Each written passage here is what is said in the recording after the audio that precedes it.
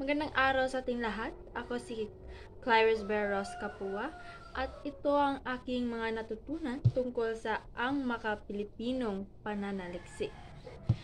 Pagpasensyahan niyo na sapagkat ang aking mga natutunan ay sinulat ko lamang sa isang maliit na kwaderno. At sisimulan natin sa ang makapilipinong pananaliksik. So ano nga ba ang makapilipinong pananaliksik? Ito ay gabay sa pamimili ng paksa at pagbuo ng suliranin ng pag-aaral. Ang pananaliksik ay paraan ng pagtuklas ng mga kasagutan sa mga partikular na katanungan ng tao tungkol sa kanyang lipunan o kapaligiran.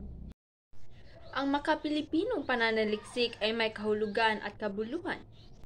At dakila na ang pananaliksik sa sarili nitong kahulugan at kabuluhan. Ngunit lalong mailalatag ang halaga ng pananaliksik kung isa sa alang-alang ang pangangailangan ng lipunang kinalulugaran nito.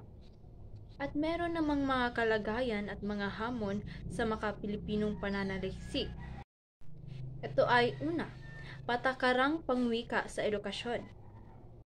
Pangalawa ay Ingles bilang lehitimong wika.